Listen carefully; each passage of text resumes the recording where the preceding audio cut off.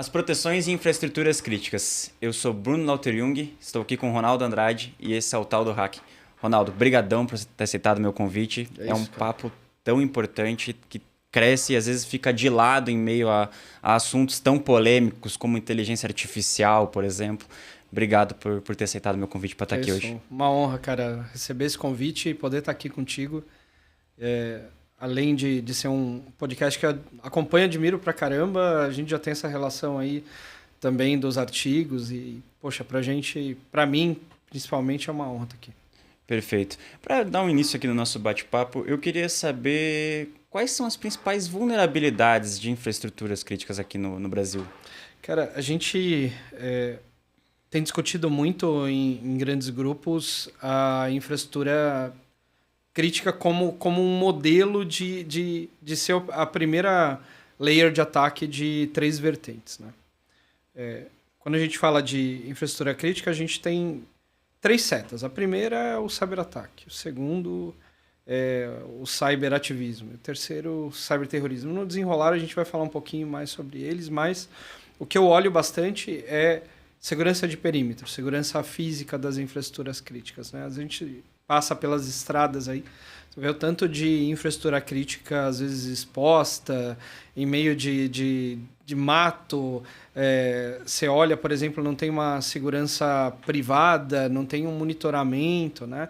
Pode ser água, esgoto, pode ser telecomunicações, né? Então, tudo isso está ali vulnerável para um ataque de hardware ou um ataque malicioso que seja presencial, né? Então, essa falta de perímetro, né? A gente até brinca que está faltando um Doberman em cada pé em cada pé de serra, porque, cara, você vê muita infraestrutura crítica abandonada, sendo um meio de comunicação. Obviamente que as grandes empresas colocam muita grana nisso, colocam muito empenho nisso, né? Você vê subsidiárias aí que são alvos fáceis aí para um cybercriminoso.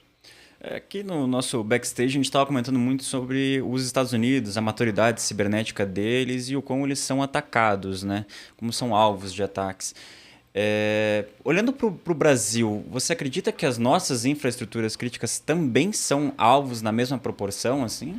Acho que não na mesma proporção, mas cabida e com as certas salvaguardas, infraestrutura crítica é infraestrutura crítica. Então, toda a infraestrutura crítica ela tem um interesse nacional, né? Então, por esse motivo, o governo ele apoia, ele dá subsídios, ele coloca inteligência, né? E faz com que essas empresas elas sigam uma certa regulação, que aqui no Brasil ela é muito forte. Quando a gente fala, por exemplo, de infraestrutura de óleo e gás, cara, isso é um mundo totalmente à parte, né? Você vai fazer um assessment em uma empresa de óleo e gás, por exemplo, você tem tanto ring para você passar, para você fazer um teste no OT, assim, que fica praticamente impossível, né? Você faz um teste de retração de rádio também, por exemplo, numa embarcação. Um teste de comunicação mirando, né, essa embarcação. Cara, é muito difícil você conseguir chegar ao êxito de você conseguir uma exfiltração de dados ou exfiltrar um mapa, algo nesse sentido. O governo ele olha isso com Forças Armadas, né, com Marinha, com Aeronáutica, com Exército. As próprias polícias, né, elas nos dão aí todo o respaldo na parte de documentação, frameworks, mas não é ainda algo comparado a Estados Unidos e alguns países da Europa, como a gente vê, né? Nos últimos grandes ataques que nós tivemos nos Estados Unidos, que nós tivemos na Itália, por exemplo, não sei como o Brasil, né, como as empresas brasileiras conseguiriam manejar esses ataques, porque foram ataques de grandes proporções, né? Aqui no Brasil a gente ainda a gente está num país abençoado por Deus ainda nessa situação, porque a gente não tem o cyberativismo como um pilar tão forte. Por mais que a gente estude isso, que a gente coloque isso nas nossas análises de risco, né? As incidências são bem pequenas, assim. O cyberterrorismo assim, quase não figura, né? A não ser quando tem campanha, esse tipo de coisa. Porque brasileiro e empresa brasileira sofre de crime cibernético, cyberataque em si. Mas te respondendo, as grandes proporções de ataque cibernético que você tem nos Estados Unidos, se você, como a gente está falando aqui no backstage, se você abrir lá um Fortinet da vida, um hit attack da vida, você vai ver que mais de 60% do tráfego de hits nos Estados Unidos, né? É divertido ver aquele negócio, mas porque a gente não está lá, a gente não está no coro desses CISOs aí. Muito ruim.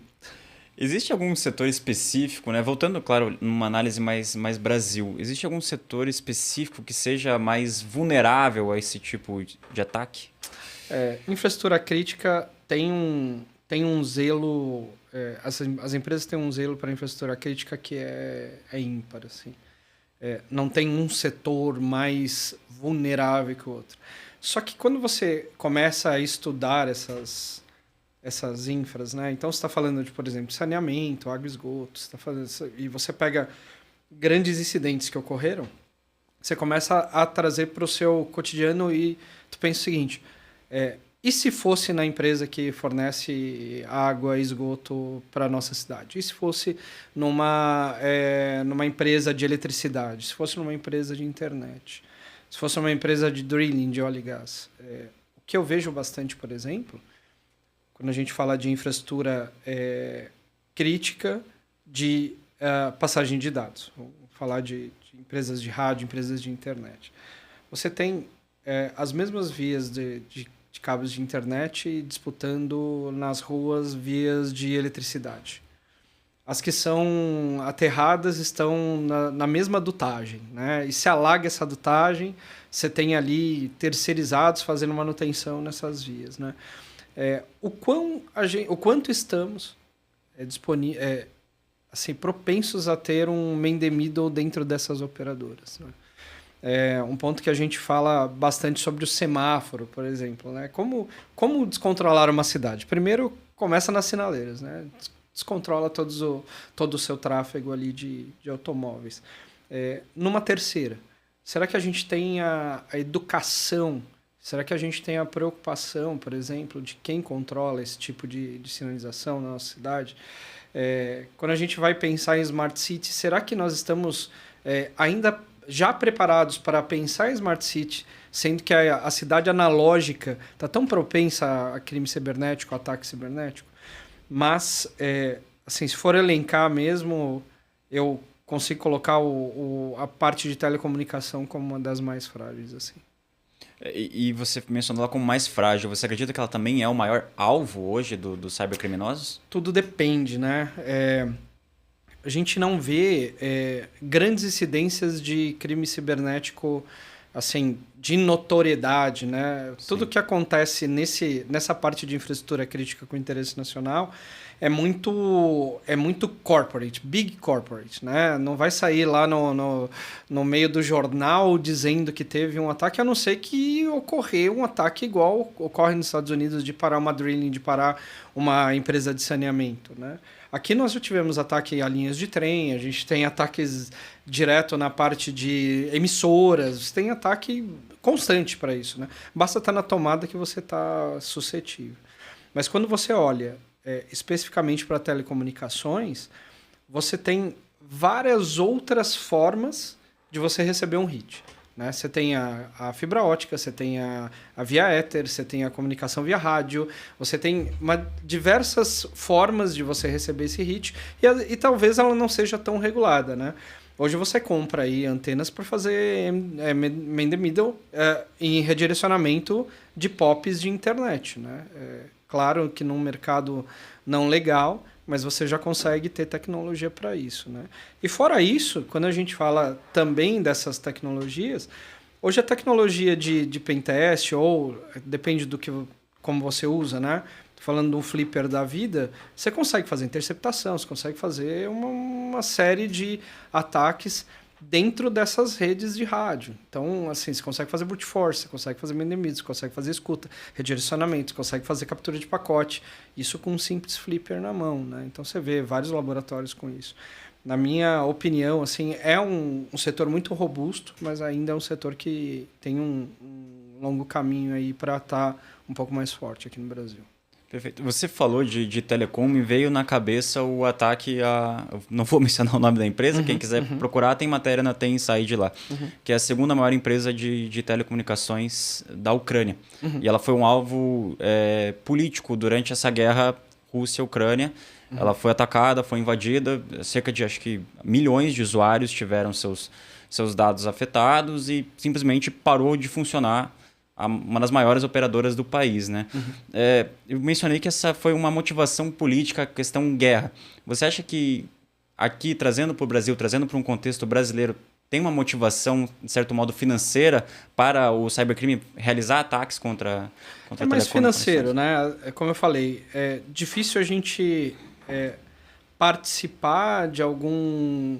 ou ser noticiado, né? Participar de algum processo de mitigação de resposta a incidente ou ser noticiado por um cyberterrorismo ou uma cyberwar, por exemplo, né? A gente tem os exercícios do Guardião Cibernético, por exemplo, aqui no Brasil, que treinam as empresas, que treinam a iniciativa privada com parceria com órgãos públicos, né?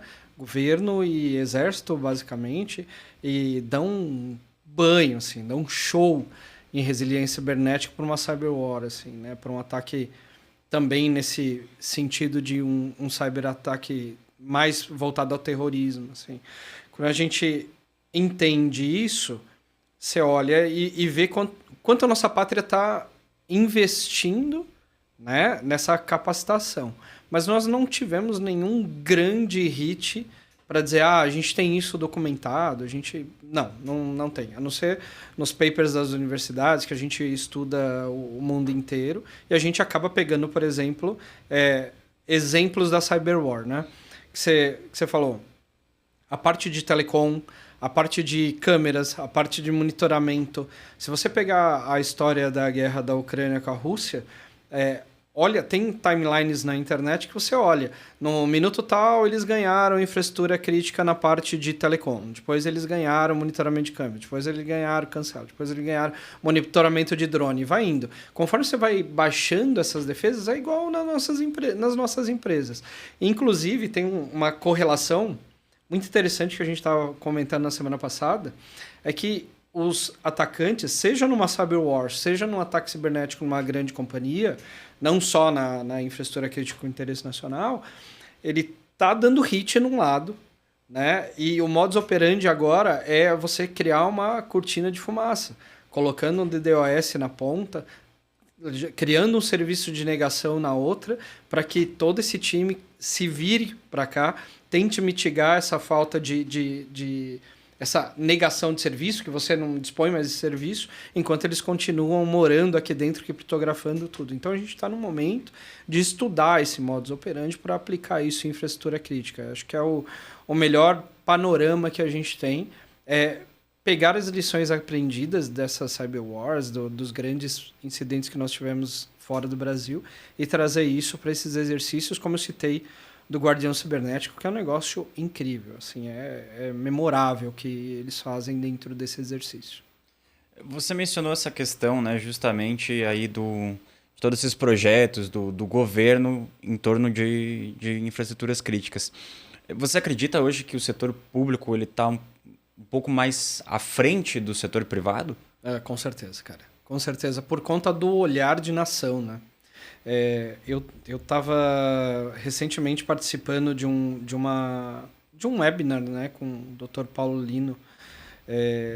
Um abraço, professor, cara incrível, assim, e ele estava falando de quanto a gente precisa de pequenos acessos para que você consiga fazer um ataque bem sucedido. Quando a gente fala de infraestrutura crítica, a gente está falando basicamente de OT na ponta, mas é óbvio que o heartbeat desse negócio é a TI, né? E a gente esquece um pouco de IoT, né? E o Dr. Paulinho estava falando sobre essa parte de você ter toda essa parte de IoT vulnerável, seja num device dentro da sua casa, seja num device dentro da sua empresa.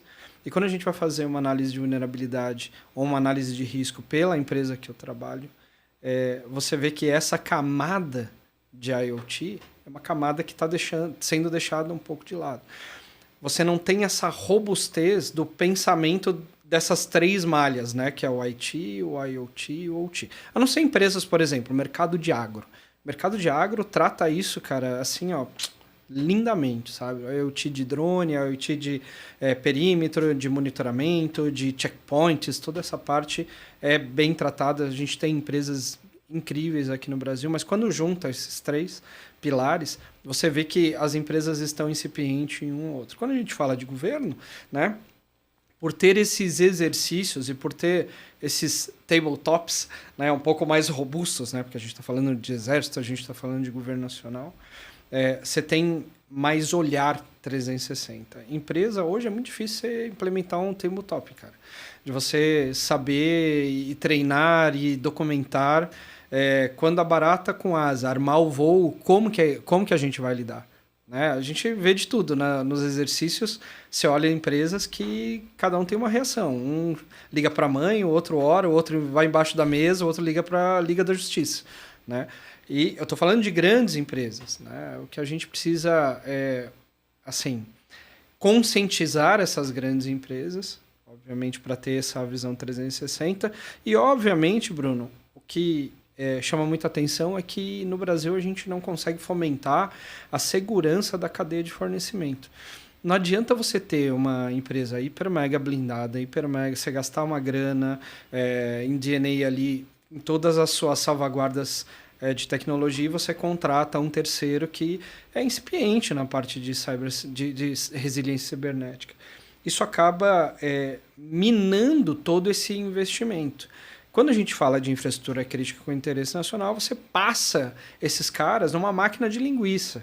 E aí você consegue, literalmente minerar quais são as grandes empresas robustas e quais são as empresas que estão se aventurando ali dentro de uma RFP da vida para atender uma grande empresa como essa. Que a gente vê que empresas que tenham... eu lido muito com oil e gas, né, e extração... essas empresas elas têm um cuidado assim com a third party, né, com a camada de fornecedor inteira, com a cadeia de fornecimento, que as empresas de indústria muitas vezes pecam, sabe? O varejo peca, né? Então a gente tem esses dois mundos. São muito descolados. Quando a gente fala de infraestrutura crítica de interesse nacional, a gente está falando de empresas que têm regulação de governo, têm os seus próprios frameworks, têm os seus próprios legal guides, né, para seguir. E quando a gente fala de empresas que não têm essa obrigatoriedade de seguir esses guides, fica discricionário do board decidir se ele vai colocar grana nisso ou não. Que a gente, fechando aqui o raciocínio, que a gente vê é que antes do ataque cibernético, aquela tampinha de café com aquele budget, né? Depois do ataque cibernético, as coisas mudam, né? Viram litros e litros ali. Com certeza. Você mencionou a questão da segurança de terceiros, né? Um assunto tão importante, porque às vezes as empresas contratam, seja uma logística, seja uma transportadora, por exemplo, como você mencionou o varejo, e a transportadora tem acesso a todos os dados dos clientes do varejista e tudo mais. Como que as empresas podem fazer essa seleção desses terceiros, seja às vezes até um revendedor, como que ela faz a seleção para filtrar, para ter certeza que aquele terceiro garante todo o processo de segurança da mesma forma que a empresa garante? Basicamente com Risk Assessment, né? Então, o Risk Assessment ele começa primeiro, até um tema que eu vou trazer no evento que vai começar amanhã, numa palestra, que é o seguinte: o que no Brasil é normal de Risk Assessment? Eu te mando um formulário com 400 questões, você me responde e bola, legal, eu estou acreditando aí no seu processo. Peço 1 ou 2 ou 3 ou 50 evidências e legal. Só que isso é uma foto, tá, Bruno? Isso é uma foto. Eu estou fazendo uma relação comercial com você. Você está acessando todos os meus dados de dentro da companhia, está fazendo uma API, desde uma APIzinha pequena até um transporte de dados em volume, um data lake sendo cultivado para ETLs, para isso, para aquilo. E o mercado ele trata isso como um assessment. Quando você vai olhar, por exemplo, alguns papers do MIT, em parte de Risk Assessment, a primeira coisa que ele fala é o seguinte: olha a empresa como um todo. Olha o 360 da empresa. Obviamente, a gente vai olhar aquele negócio, né? Tem firewall, tem WAF, tem licença AV, tem isso, tem aquilo. faz aquelas perguntas todas, pede as evidências e começa a fazer um negocinho meio diferente, que é, faz um OSINT nessa empresa. Vê quantos dados que a gente tem filtrado, vê quantos estatutários estão vulneráveis na Deep na Dark Web, porque geralmente os acessos indevidos, eles são escalados da pessoa física para a pessoa jurídica quando a gente fala em Big Enterprise. A gente tem índices altíssimos, né, que começam o ataque de persuasão, começa ali uma engenharia social, começa ali uma extorsão e depois o pagamento dessa extorsão é uma credencial válida corporativa. Então começa na pessoa física e pula o muro para a pessoa jurídica. Depois você olhou todo esse panorama, você olhou ali toda a camada de estatutários, diretores, né? Todos os maiores alvos da engenharia social. Você junta isso ali, vamos fazer uma receitinha de bolo. Você olha para frente, vamos olhar como que está o perímetro dessa companhia do firewall para fora. Então você começa a olhar, por exemplo, quem são os fornecedores do seu fornecedor. A gente tem que ter essa preocupação. Então, o fornecedor, me elenca aí os 5 fornecedores que são o seu heartbeat. Aonde que se parar, você para de me fornecer. E a gente mapeia isso. Quando a gente vai fazer um risk assessment dessa magnitude, não é fácil, porque você geralmente linka isso num business impact analysis, porque você está olhando a camada de fornecedores inteiro. Não é qualquer empresa que tem punch, ou tempo, ou grana para fazer um risk assessment desse tipo. O que eu estou falando aqui são de grandes riscos, né? de grandes empresas que fazem esse processo. Depois que você faz todos esses ingredientes desse bolo, que não é normal aqui no Brasil, você consolida isso e você tem ali o panorama de transferência de risco. O que é transferência de risco? Você pega uma grande empresa seguradora no mercado, geralmente para Big Enterprise você vai buscar fora, né? Porque as capacidades de seguro cibernético aqui no Brasil não são tão volumosas, você tem que empilhar essas garantias ou até buscar um resseguro fora, e você dá um cenário de uma avaliação 360. E qual que é o nosso papel de quem faz o Risk Assessment? Lembre que eu falei no começo da minha fala, isso é uma foto, né? Por mais que seja um pouco maior e mais elaborado, é uma foto ainda. Você tem que colocar os thresholds de acompanhamento dessa maturidade. Então, é lógico que quando você tira essa foto, ali tem pontos ali de melhoria. Então, você vai colocando isso como milestones de melhoria, e você vai acompanhando e você vai reportando isso para as seguradoras. Quando eu falo segurador, pode ser um outro fornecedor, pode ser uma outra empresa que você está fechando contrato.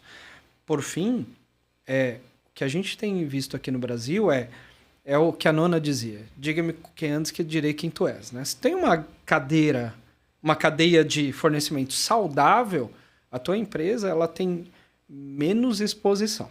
Ela ainda está exposta, obviamente, porque não tem nenhuma empresa à prova de bala. Mas você ainda tem uma salvaguarda e você tem a tranquilidade de repassar esse risco de uma forma mais robusta. Se você faz aquele risk analysis que é só a benção ali, é coisa rápida, você está dando uma foto e talvez em 2, 3 semanas aquele teu risco já não valha mais. Perfeito. Eu vou fazer minha pergunta em 2 etapas aqui. A primeira é para a gente deixar claro e praticamente desenhar para a audiência aí. Uhum. Olhando para a LGPD, se meu terceiro vazou o meu dado, eu vazei meu dado, eu respondo da mesma forma como se fosse um vazamento meu, correto? E a segunda, eu queria saber se é possível, por exemplo, as empresas exigirem um pen test desses terceiros. Tem. Vamos lá, de trás para frente, para facilitar. Quando a gente fala de pen test, você tem de tudo no mercado. As empresas precisam ter um pouquinho mais de tranquilidade na hora de eleger aí os seus pen tests. Você tem pen test de todos os gostos. Você tem pen test sendo vendido como pen test, que é um risk assessment automatizado do teu firewall para fora. O cara roda ali um relatório, boa, tua nota é tal, teu score é tal, isso aqui vale alguma coisa. Para mim, isso é um pequeno pedaço de um pen test. Né? Tem pen tests que você faz só com Red Team, sem análise de resposta, somente com a tua camada de exposição, que está na 443, no 8080, que está tudo publicado, que você olha aquilo e fala, poxa, o cara me deu um relatório com TLS aqui crítico para resolver. quer dizer, às vezes, nada, sabe? Aquele TLS, para mim, não faz diferença. Ou tem um CVE, um CVSS crítico na minha estrutura, só que qual que é o nível de exploração disso? Né? No CertBR, recentemente, teve uma palestra muito interessante que, assim, nem tudo que é crítico para mim. Né? Depende da natureza da tua empresa. Né? Então, é normal as empresas quererem um pentest, só que o pentest ele tem pentest de R$10 e de 10 milhões, né? Tudo depende de como você quer esse pentest. O que as empresas mais pedem são pacotes. Assim. Então, você faz um risk analysis desse que eu estou falando, você pode ou não colocar um pentest. Depende da finalidade. Se você, por exemplo, vai ligar uma API de banco na empresa do Ronaldo com a empresa do Bruno, a gente está falando de milhões de reais, milhões de dólares. O mínimo que essa empresa tem que ter, né, tem que comprovar, são as resiliências cibernéticas, a parte de resiliência cibernética. Todo CISO que eu conheço de financial, né, tem uma exigência um pouco... Quando a gente fala de banco, a régua é alta pra caramba, né, porque tem Bacen, tem uma série de obrigatoriedades que você precisa, né, seguir. Geralmente eles pedem pentest. A gente fala de indústria, por exemplo, que o risco é mais baixo em IT, é difícil ter pentest. Mas uma coisa interessante que eu vejo muito agora pentest em OT, e pouquíssimas empresas fazem. Porque é caro e é muito específico. Né? Então tem empresas, por exemplo, que você pega da Coreia para vir agentes para fazer pentest de OT. Né?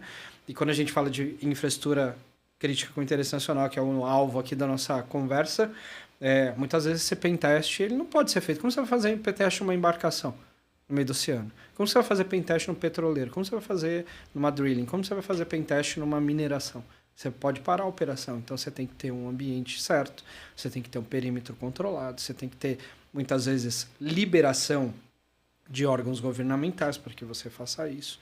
Né? Porque, cara, se você alterar a rotação de uma broca de petróleo, o que pode acontecer no seu pentest?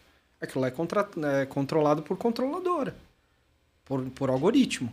Né? E outra, olha que louco, cara. Quando você tem um pentest de OT numa extratora, por exemplo, cara, olha a preocupação dessa empresa. A cada milissegundo que ela deixar de extrair, ela já está pagando pênalti para a empresa que a contratou. Como que você tira uma operação dessa do ar? Você não consegue. Então, por mais que seja crítico pra caramba, que seja... E é incrível participar desses... Cara, o olho brilha. Quando eu tenho a oportunidade de participar desses times, assim, eu fico muito realizado. Eu falo, cara, tudo que eu estudei valeu a pena, assim, sabe?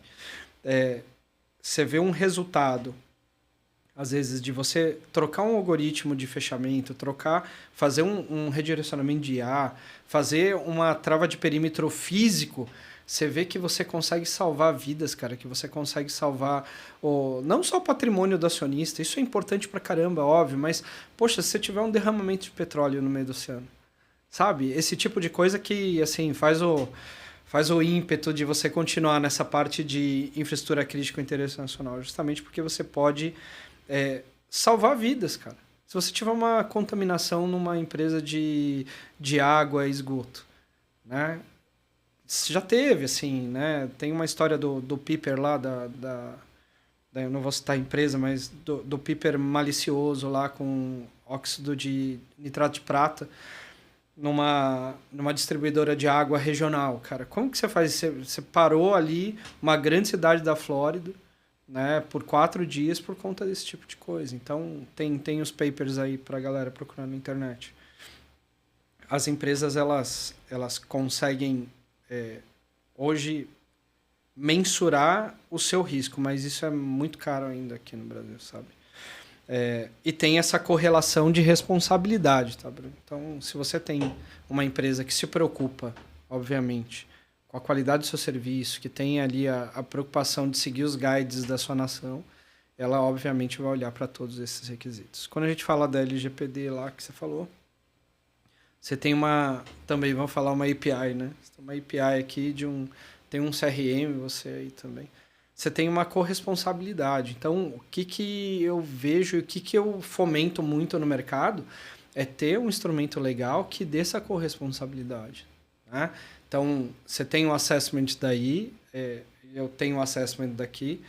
Eu gosto muito de enviar os assessments, gosto pouco de receber, porque isso dá trabalho pra caramba. Você responder tudo aquilo, dar um monte de evidências, trocar essas evidências. Um ponto que eu deixo aqui muito claro, que quando a gente faz um assessment dessa natureza, a gente tem que se preocupar em como a gente vai trafegar, né, essa documentação da sua insuficiência tecnológica, da minha insuficiência tecnológica, dos nossos débitos técnicos, que você está tramitando aqui a porta aberta da tua empresa, né?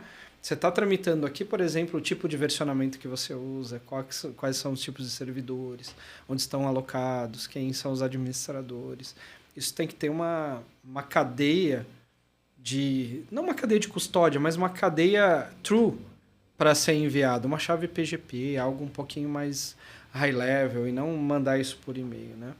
Essa corresponsabilidade, ela precisa ficar ali no papel, cara. Precisa estar dentro do instrumento jurídico. Porque senão fica uma responsabilidade daquela, sabe, cachorro de dois donos. Quando acontece, cara, é todo mundo correndo para cada um para um lado. Se você tem, né, linkando aqui os dois pontos, se você tem um olhar muito de tuning mesmo para sua cadeia de fornecimento, e se você tem toda instrumentação jurídica que te blinda em certa responsabilidade ou que você compartilha, você tem um ambiente mais saudável para você poder operar. Ronaldo, você mencionou a questão, claro, o exemplo do petróleo, né, com o oceano, e anteriormente a gente também falou da falta de exemplos no Brasil para esse tipo de ataque, né, esse tipo de grande ataque que afetou uma cidade, por exemplo. Por sorte não temos esse tipo de exemplo, né? Uhum. Por quê? Por que o cybercrime não é tão atrativo para ele atacar a nossa infraestrutura crítica? Porque é caro, né? Porque hoje o cyberataque no Brasil ele é muito virado para o cybercrime, né? Assim, as empresas, elas têm... Hoje, quando você fala de atores maliciosos, né? De threat actors, você tem alguns tipos de motivação que não se enquadram bem com infraestrutura crítica. Quando a gente fala de infraestrutura crítica, a gente está falando de campanha, ou de governo, né? Ou de cyberativismo ou de cyberterrorismo. Quando a gente fala de cyberataque para gerar incidente, você tem o primeiro pilar, que é financeiro. O segundo que é o ranking. Isso, que gera, obviamente, notoriedade para essas entidades, né? E você tem o terceiro, que é o hacking true, né? O hacking mesmo, de ir lá, criptografar, pedir o ransom e tudo mais. Se você olhar o mercado de seguros, por exemplo, mais de 70% das apólices são trigadas por ransomware, né? Então, como está se dando esse ransomware hoje? Você olha... A primeira avaliação, né? Você começa com engenharia social, você entra na companhia, você mora lá e você criptografa, beleza? Aí você começa a tentar exfiltrar o dado, você criptografa tudo, pede seu resgate, você já está vendendo essa extração, e essa falta de operação aqui você já está tentando bilhetar, né? Isso não se enquadra muito com infraestrutura crítica. A gente tá, a entidade criminosa vai ganhar a não ser uma entidade que tenha o ímpeto de cyberterrorismo, uma entidade criminosa ela não vai pegar uma empresa, vai colocar ransomware, por exemplo, numa infraestrutura crítica, sabendo que a máquina para esse pagamento quase é inexistente, entendeu? Então é muito mais certo e viável em empresas de mercado mesmo. Assim. Não tem muito... Não é muito sexy para isso, entendeu? Tem outros motivadores. Perfeito. Essa carência de exemplos no Brasil, eu acredito que ela gera uma falta de conscientização no público geral. É claro que que nós aqui conversando sempre de cibersegurança, a audiência que está ouvindo a gente provavelmente tem essa consciência já, mas do público amplo não consegue entender a importância da cibersegurança para esse tipo de infraestrutura, porque ele não sofreu, não entende que ele vai tomar uma água tóxica se a indústria de saneamento da cidade dele for atacada, né? Como o governo tem trabalhado e pode trabalhar para trazer essa conscientização num amplo modo, para o público geral compreender a importância da cibersegurança como um todo. É diferente de, por exemplo, você atacar uma fábrica de biscoito, por exemplo, e você trocar a fórmula daquele biscoito, e teve até na década de 90, se eu não me engano, um ataque nesse sentido, assim, que o cara mandava, inclusive, cartas dizendo, olha, se você for no mercado tal, de cidade tal, você vai achar um pacote que eu pintei o biscoito de azul, por exemplo. E eu posso fazer o que eu quiser, né? Galera, eu sou velho, então sou dessa época. Se vocês olharem, isso não é uma coisa nova. Quando a gente olha, por exemplo, o que o governo vem fazendo, que eu acho incrível, o que as Forças Armadas vêm fazendo, que eu acho incrível, tem conscientizado principalmente a iniciativa, com iniciativas na parte pública e privada. Acho que a junção desses dois mundos traz uma nação melhor, traz uma nação robusta. A gente fala muito em funcionário capacitado, empresa resiliente. Empresas resilientes é uma nação segura. É basicamente isso. Se você tem uma cadeia de empresas que tem uma alta maturidade resiliente, obviamente essa nação vai ser mais resiliente. Mas é difícil você, por exemplo, conscientizar a minha avó, a minha tia sobre infraestrutura crítica, né? A não ser que a água dela saia azul. Daí ela vai ouvir lá no canal que ela gosta, olha, atacaram aqui a distribuidora de água, né? Isso está muito mais na mão daqueles decisores, né, do governo com os decisores de iniciativa privada, para fazer uma barreira de contenção. O Brasil ele tem uma excelente resiliência cibernética. Quando a gente fala de infraestrutura crítica com interesse nacional, chovendo molhado, falar novamente de Guardião Cibernético, eu sou fã, cara, o que esses caras fazem e os insumos, né, depois do exercício do Guardião Cibernético, levanta, né, a régua numa tal forma assim que puxa as empresas para cima. Acho que é uma sucessão de ações. Então começa no governo e vem para a iniciativa privada e depois para a população.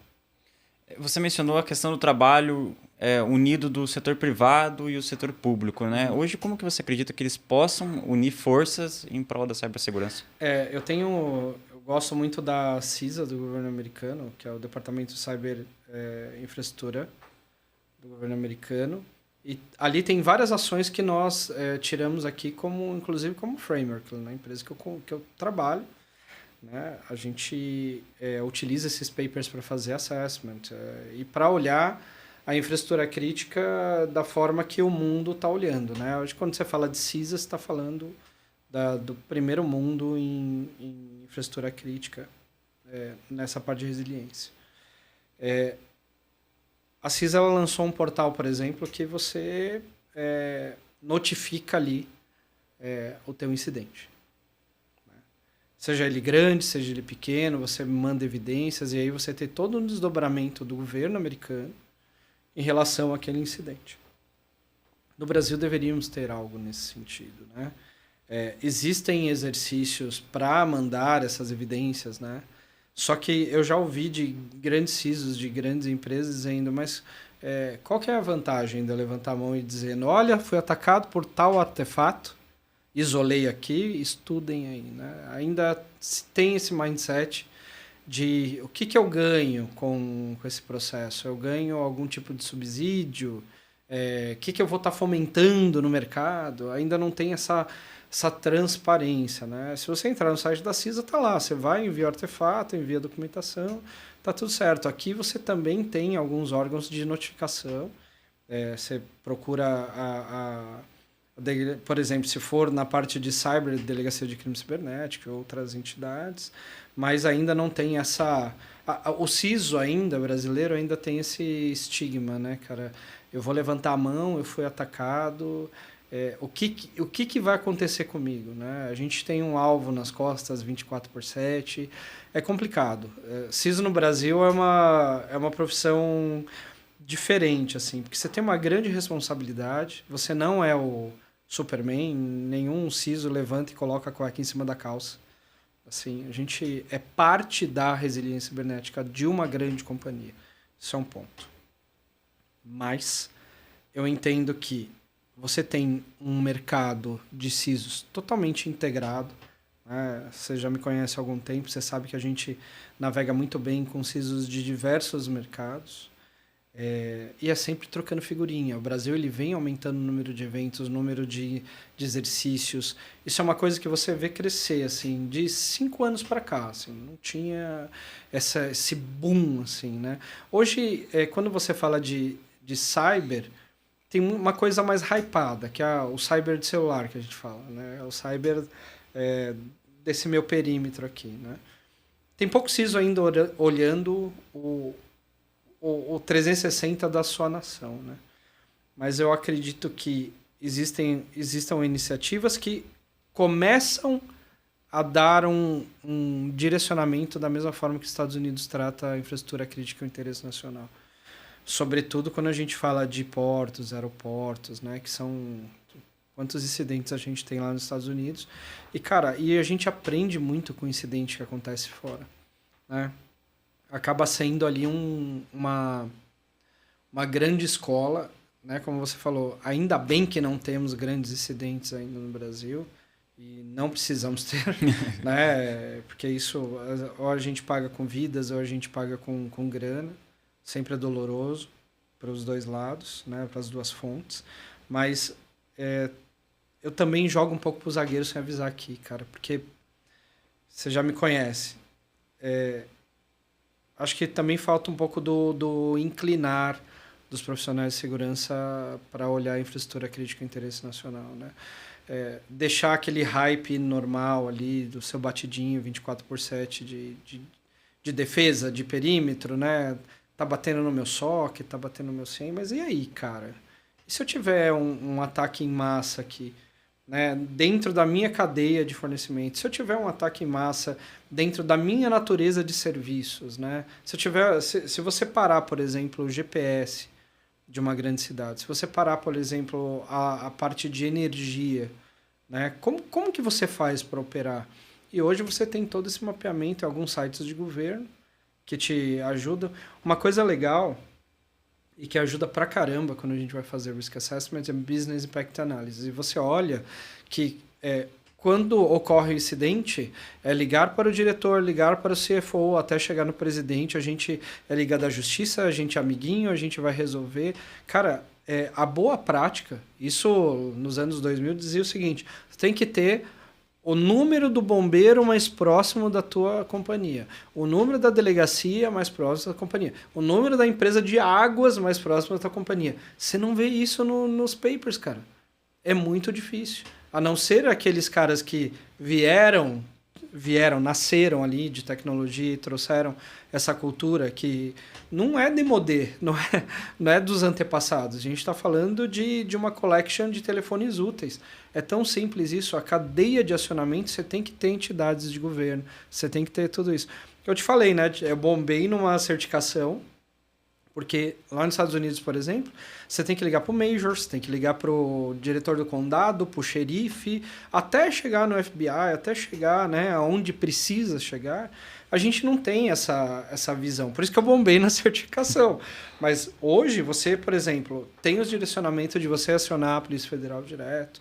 Você precisa ter isso no paper, né? Então, acho que uma dica para a galera. Escrevam o Business Impact Analysis de uma forma muito robusta, onde você consiga cessar a energia, cessar a água, cessar o gás. Isso é muito importante. Quem que coloca, por exemplo, dotagem de gás?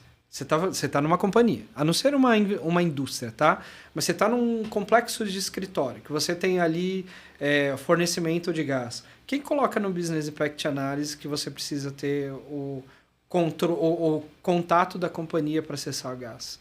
A gente não pensa nessas pequenas coisas. Isso é infraestrutura crítica. É complicado, né, Ronaldo? Você mencionou a questão do levantar a mão para falar, fui atacado, gera consciência nos outros. Eu não vou mencionar o nome dele, mas ele autorizou, se eu quisesse mencionar. Durante o Conar, eu conversei com um CEO de uma grande empresa de TI aqui no Brasil, uma das grandes mesmo. E ele comentou durante a entrevista que ele sofreu um ataque cibernético, todo aquele sequestro de dados. E ele comentou, não, eu tornei esse ataque público, a gente comuniquei todos os meus usuários, comuniquei meus fornecedores e a gente tornou isso público. Daqui para frente aquilo serviu como um aprendizado interno nosso e eu exijo isso hoje de todos os meus fornecedores. Então, uma maturidade muito à frente do que a gente vê hoje olhando para o Brasil. Eu falo justamente do meu setor, que é a imprensa, né? Você achar um CEO hoje, um C-level, que fale abertamente, fui atacado, passei por isso, e tô numa boa, não tem problema. Foi um dano reputacional naquele momento, mas eu fiz da minha fraqueza o que hoje é a minha força, né? Então isso é diferente, né? Acho que justamente isso que você quis mencionar, que falta hoje no nosso país. Aquela frase meio meleca, né? Não é quando, é como, essas paradas. Hit todo mundo sofre todo dia. Incidente cibernético a gente tem nas nossas empresas todos os dias. Assim. É diferente, por exemplo, da empresa de logística, que recentemente o CEO foi lá para o LinkedIn e disse, foi atacado, não vou pagar resgate, a gente está tratando aqui. Houve um levante muito bacana, assim, né? A comunidade se juntou e você via no post, né, desse CEO, cara, tô aqui, se precisar, é mais um no Red Team, é mais um no Purple Team, conta com a minha equipe. Eu achei incrível, mas, cara, a gente não consegue generalizar. A gente precisa ser... cada caso um caso. A gente está muito próximo das seguradoras, por exemplo. Se você tem uma grande indústria, por exemplo, que sofreu um ataque cibernético, você levanta a mão e esse ataque cibernético é aprofundado, você zera a capacidade nacional de garantia de risco. Entendeu? Então, um buraco é um pouco mais embaixo. Tem que ser caso a caso. É admirável o cara que levanta a mão, mas eu entendo também aqueles que não levantam. É um problema sério. Eu tô para trazer ele no Cyber Security Forum do ano que vem, inclusive. Porque... Põe do lado dele. Pra gente trocar uma ideia. Eu acho que é uma coisa realmente diferente. Você trazer Claro, no off o pessoal fala, não, já tive, já passei por essa experiência, mas nunca tão abertamente, assim. Ainda mais quando a gente fala do CEO, né? Porque justamente é uma reclamação constante dos CISOs, às vezes a falta de apoio do board, né, da empresa. Sabe que é uma preocupação, às vezes, do mindset brasileiro do CEO, assim, é o branding, cara.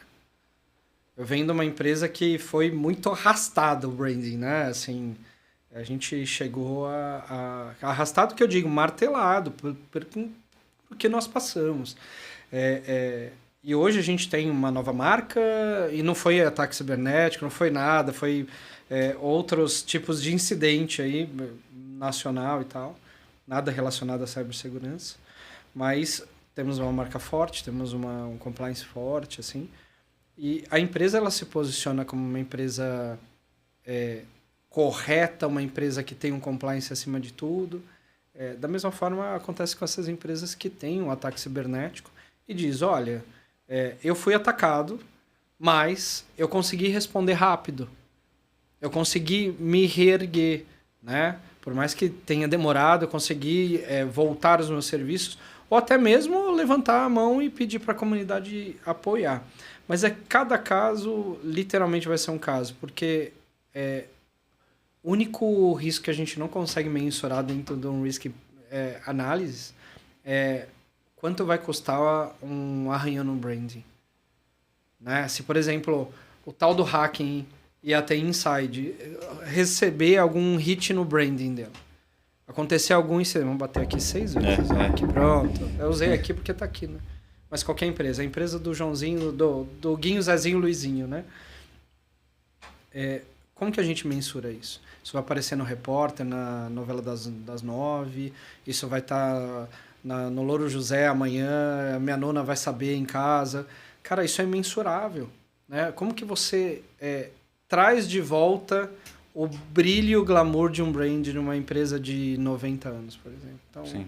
Cara, é punk, mas cada caso é um caso. Assim. Por isso que a gente tem grandes profissionais que acompanham. Quando você tem uma equipe de resposta a incidente hoje, você tem uma equipe de lawyers que vai olhar para branding, para fazer mitigação de marca. Você tem equipes de marketing. Eu participo de resposta a incidente, que já tem uma psicóloga fazendo toda a parte de orquestração desse processo, e a gente brinca que esses psicólogos eles sentem o cheiro do arroz queimado antes de colocar no fogo, né? Você já sabe quem que vai espanar, qual o problema que vai dar. Na área de comunicação ali, cara, a pessoa de comunicação é o cerne de uma resposta a incidente. Ela que vai comunicar o board, ela que vai comunicar a imprensa, de que forma tem que comunicar. Então, cada caso um caso. A gente olha assim aquele problema como único sempre. Por mais que eles tenham alguma semelhança, que seja o hit da parte de cyber-resiliência, mas cada tratativa é uma tratativa. Bom, Ronaldo, eu queria agradecer demais todo o conteúdo que você compartilhou comigo aqui hoje, essa aula de infraestrutura crítica que você deu aqui pra gente hoje, e espero muito revê-lo em novas entrevistas, eventos e podcasts da T-Inside. Muito obrigado. Poxa, muito obrigado por estar aqui, obrigado a todos vocês. Tô lá no LinkedIn, Ronaldo A, pra gente trocar umas ideias. Sou colunista da T-Inside aqui, poxa, aí de verdade, Bruno, fico muito honrado para mim escrever um artigo mensalmente ali e trazer coisas novas, assim. Traz um pouco de respiro, de ar novo, né? Porque a gente fica nesse quadrado sempre. Então, sempre tá tirando novas certificações, novos estudos, trazendo novos papers, e acompanhe a T-Inside, que os caras são demais. Obrigadão, Ronaldo. Prazerzaço, viu?